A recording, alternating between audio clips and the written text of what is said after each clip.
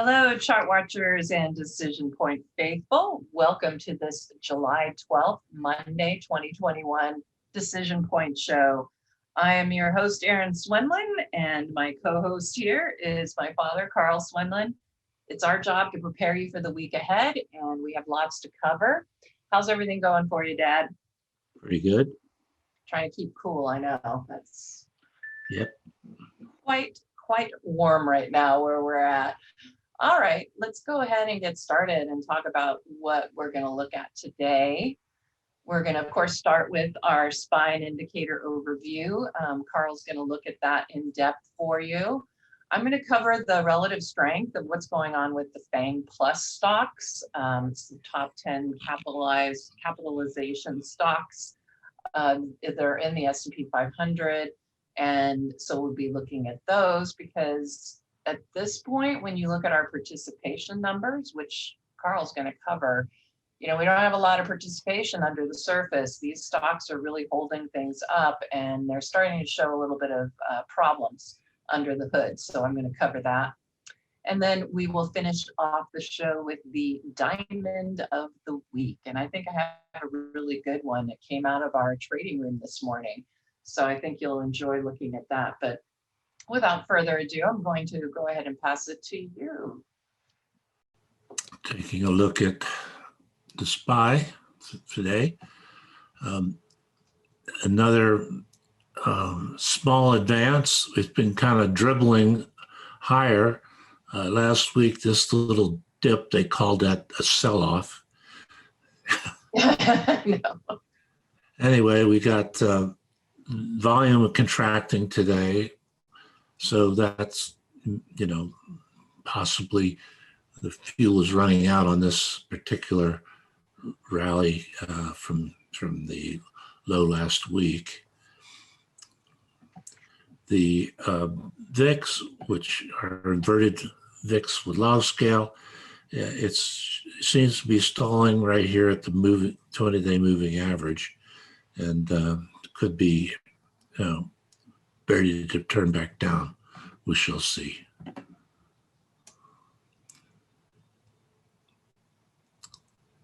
With the broad market averages, the Silver Cross indexes are just not looking that great.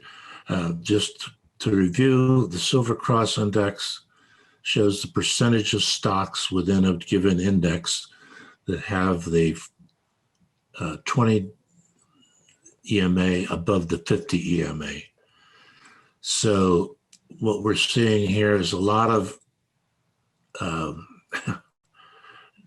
participation running out of the market. And, I've been anticipating that it's finally going to crack and go lower. That still is my main expectation, but I have been considering that there are other alternatives. Let's take a look at Disney right here today.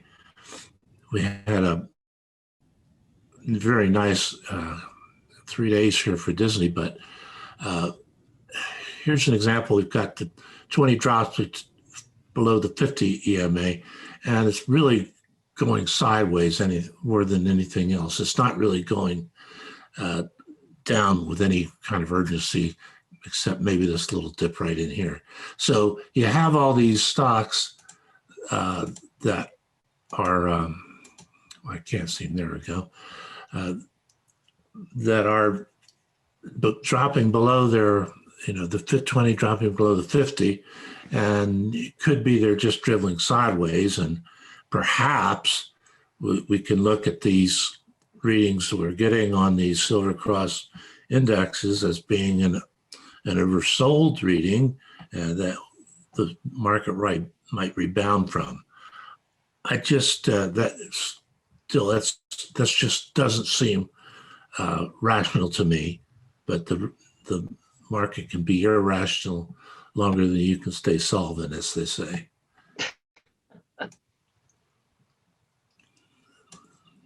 These haven't updated yet, but you can see the downtrend on that, or the lack of participation, stocks below their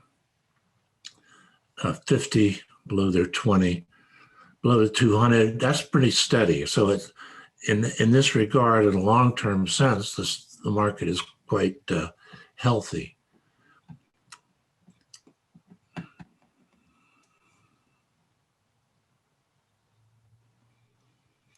Volume ratios. This is the up divided by the down, and vice versa. We don't have any spikes there today, although we did get a really big one last week.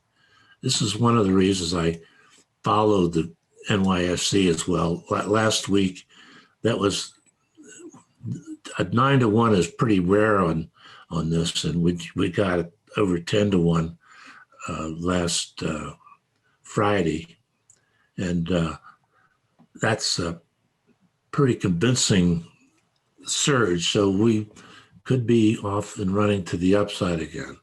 Again, different indicators give us different hints on which way things might go. Still, we've got the climactic readings. We had none today. Last Friday, on Friday, we had an upside initiation climax. So today is kind of an extension of that, but it's not a whole lot of follow through by any means. Again, total volume is contracted quite a bit.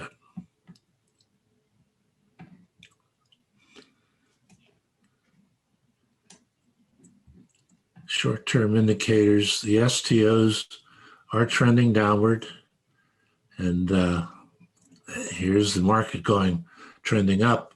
So a bit of a negative divergence there.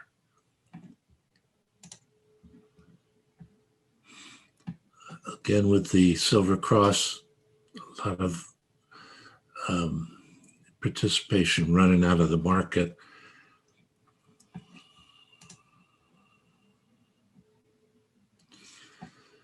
Our intermediate term indicators,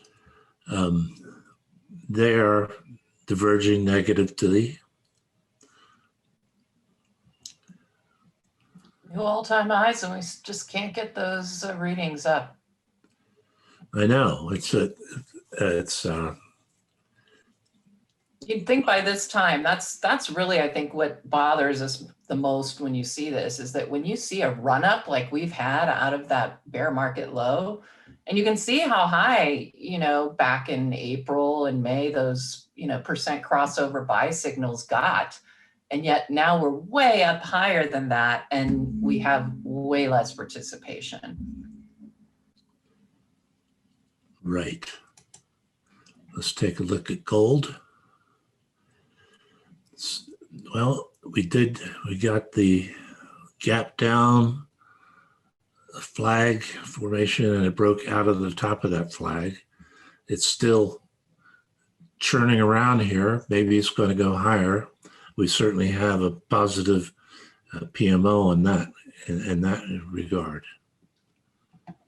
Let's just look at a little bit further, a longer term look at that.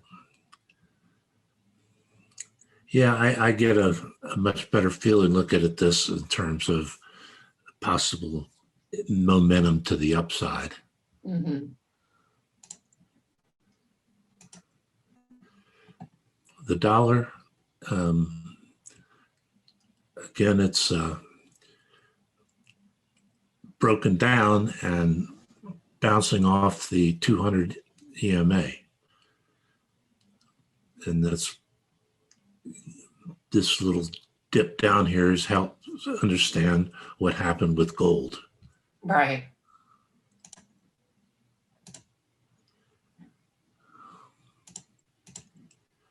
Okay. Here's crude oil. We broke down out of the rising wedge pattern as we would expect, and now it's bouncing back up towards the point of breakdown, and this line here would be looked at as resistance. Perhaps it's going to go lower, but it certainly has fulfilled the bearish outlook by breaking down as it did.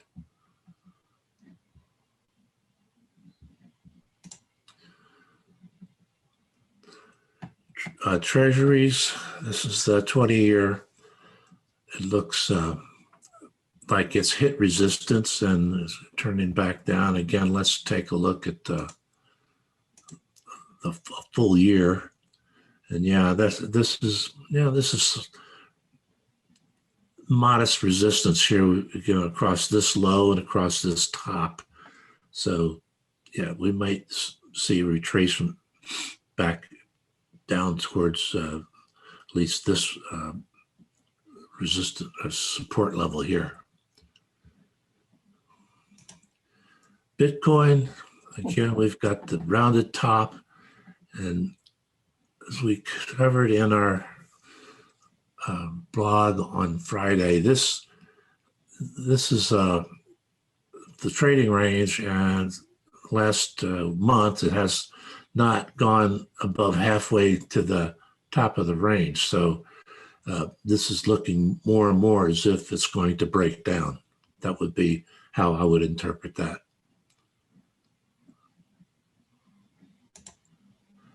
I've got something that nobody else can see in the way. Okay.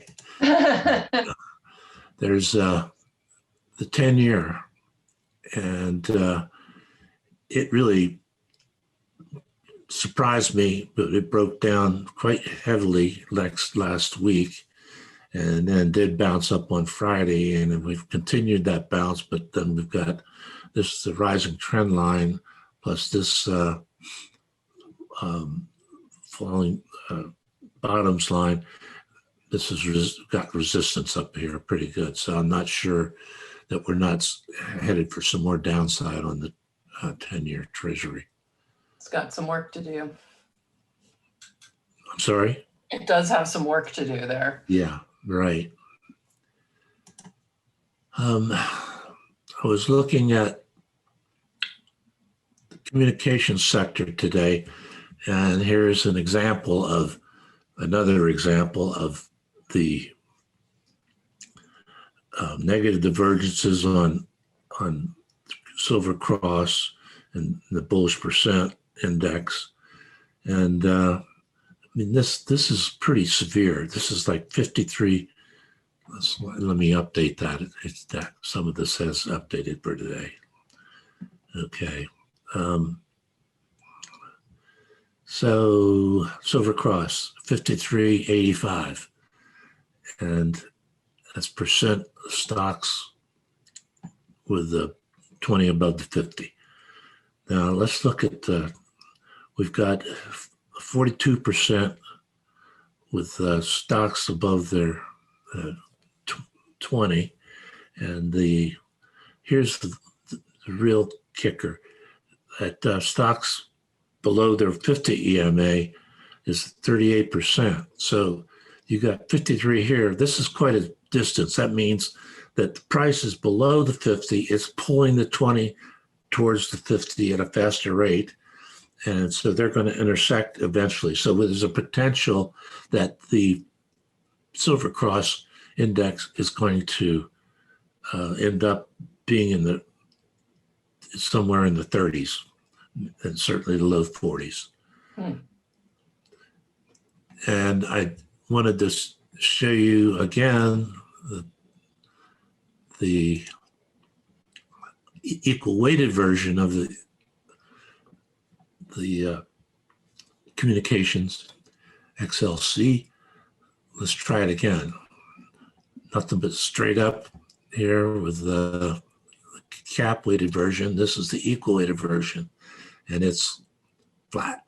Mm-hmm. See, did anything happen today? So between here and here, this price went up 57% from here to here. Price went up about 37%. So you can see it's beneficial to know which one of these, the equal weighted or the cap weighted, is doing better, and because you get a substantially higher return on the equal weighted in the right market conditions. I might have to come up with a ratio on all of these. And I'm sitting there looking at it, I'm like, we often do a consumer discretionary versus consumer staples to give you an idea of, what the market is doing, people are more aggressive or defensive. But that could be a really good, yeah, there it is. Yeah, I did it. Yeah, the XLC versus the what is that? Yeah. EWCO. Anyway, so you can see where it hit that. There's when it hit its peak, and then it got weaker from there on out. So definitely, that's a huge, and it's an indicator that also shows you participation. I mean, we're looking at all of those other windows above that, with above their 20, their 50, but that's also a really quick way to look at it and know that something wrong with participation because the equal weight's not doing quite so well. Right, and this is the point where it started breaking down. Well, you can see it did start decelerating here in terms of an internal strength. Right. So I'll pass it back to you. All right. Well, interestingly enough, since we're talking about internal strength and and participation in general, let me change this. I want it to be over here. One of the things that I've been watching and I've been talking about during the week in the DecisionPoint alert is that, when we look at those soft participation numbers, yet see the index flying higher, what's that attributed to? Mostly these higher cap stocks because it's cap weighted. And so knowing the temperature barometer of these stocks, I think is very important because when they fail, there aren't a whole lot of stocks underneath there to support the market continuing to go up. So when these guys start to fail, that's when we need to start getting worried. And for a while here, these charts have not looked very bad at all. I mean, let's face it, Apple just, recently broke out on Friday. Of course, today it fell back down below that resistance level. You can see that Apple is very overbought right now. Granted, it can stay there. I'm not, we've got to keep that in mind, but that's a possible crack. And then notice that the group itself now is starting to underperform the market. Now, this is, of course, only about a week's worth of data, but the fact is we have to look at every last little wiggle and jiggle, if you will, on these because we want to get ahead of this. And so seeing the participation, here's Apple against the S&P. So when Apple starts to underperform the S&P, that's a problem because Apple tends to lead that particular index. And like we said, we don't have a lot of support under the surface for some of these. Adobe, totally overbought. And, I have this overhead resistance line, but it's at all-time highs. So, but here you can see momentum is starting to shift lower here. Notice that performance of the software industry group is starting to underperform. You've got Adobe against the S&P in the past week is starting to underperform. Right now against its group, it's one of the leaders, but when the group starts to fail, that's not going to be a helpful thing. That's going to be a hurtful thing. Amazon. And this one was brought up in the trading room, Dad. They were asking about an upside target for Amazon. And I was like, well, we're sitting at all-time highs, and now we're starting to see this consolidation here. It's overbought. I mean, granted, the PMO is rising and that looks great, but look at the negative divergence on the OBV. And again, here's your relative performance of that group starting to fail. Amazon starting to underperform the S&P just slightly, and it's underperforming its group as well in the last week. So, like I said, you get a lot of bumps and moves here, but we're trying to get as far ahead of this as we possibly can because like I said, these guys lead the market, and I certainly don't want to be left holding the bag, if you will, when they do fail and the rest of the market gets caught in that tsunami. You can see here with Facebook, rising wedge, which is bearish. You have the PMO on a sell signal. Granted, it's trying to make a turn here, but still sell signal is not good. Notice that the OBV in the shorter term here, negative divergence going on there with those higher highs, lower lows, lower highs. And then again, the group itself is the internet group starting to get a little bit soft. And you can see Facebook is underperforming the S&P right now. Last week, like I said, looks like it's getting a little more healthy, but the fact that we're not seeing that outperformance like we have is, again, a concern. Look at Google. Google is overbought or getting overbought as far as the RSI. It's probably one of the better looking of the FAANG stocks, in my opinion, because you do have it in a rising trend channel. But notice once, twice, now 3 times it made its move up toward the top of that channel and didn't get very far. It didn't even challenge it. So that tells me that there's some momentum being lost. You can see the PMO flattened out. It is on a buy signal, but like I said, we're getting overbought here. And then look at the group right here. And then look at Google against the S&P. It's performing about as well, which makes sense. Again, these, the stock is going to be one of the big movers in that group. So in that index. MasterCard. And feel free to add whatever you'd like to add as we go through this. The financial sector is a bit healthier than some of the others. It's starting to look better. But, look at this industry group that we have MasterCard in. The group itself is underperforming the S&P. You can see that MasterCard itself is performing about as well as the S&P. We don't have a very high scooter ranking here. I just am not seeing a whole lot of good stuff here, at least on this MasterCard go nowhere kind of pattern. One of the things I'm noticing is on all these stocks is the PE is way up there. Yes. Apple was the best looking one, is like at 30. Well, man. Yeah, Amazon was like 70. Oh my goodness. Yeah, here's 37 for Microsoft.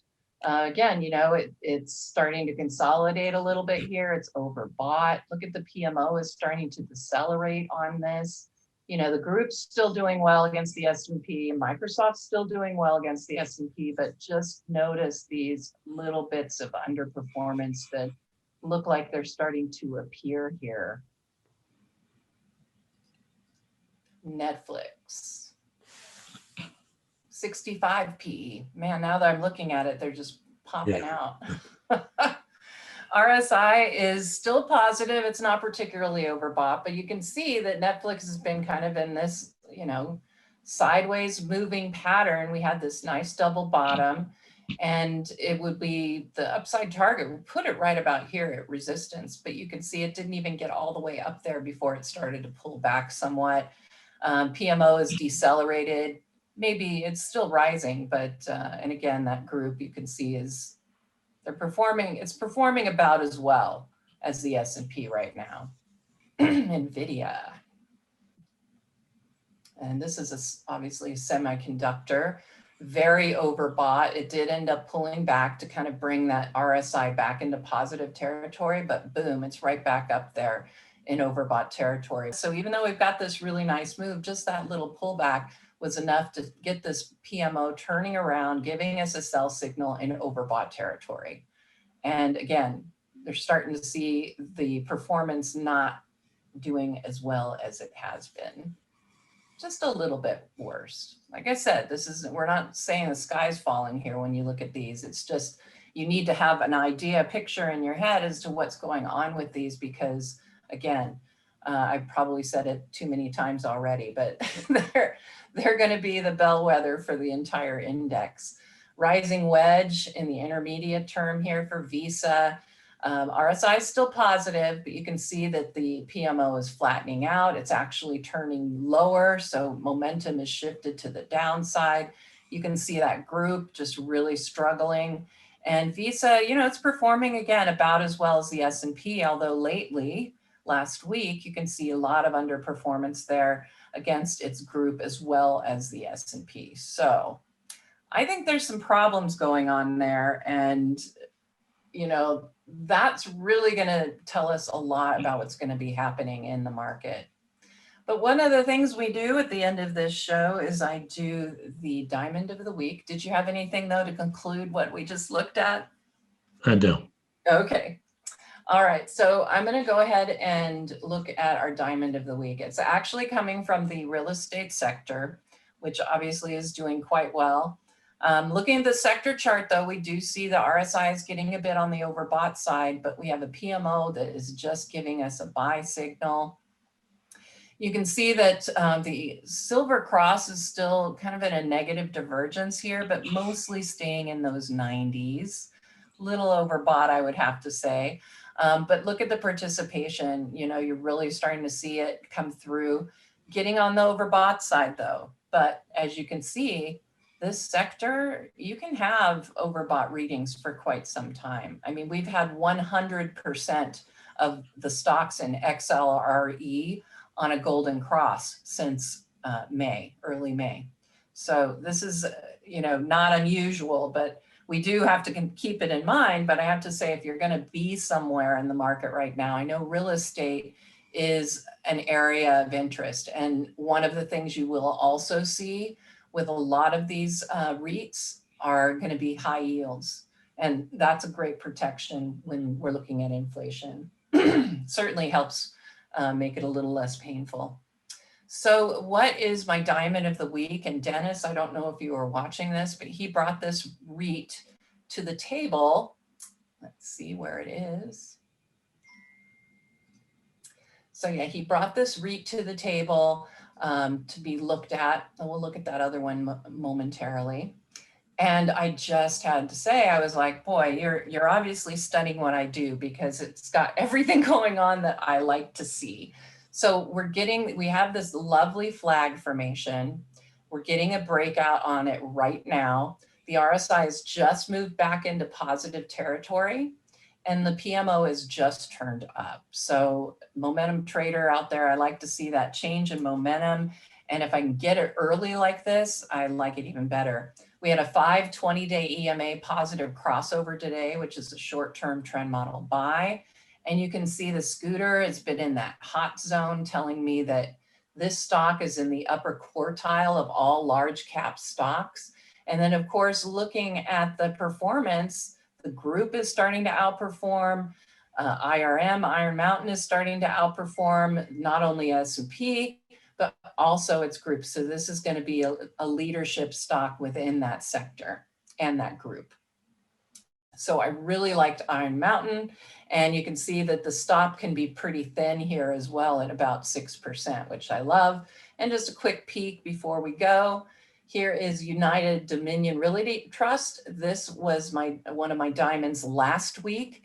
We picked it right on that breakout, as you can see, and certainly it's continuing up. And the same idea, nice small stop for you. At the time, it was a brand new PMO buy signal. And all of what we want on relative performance is going on here. So this one is good.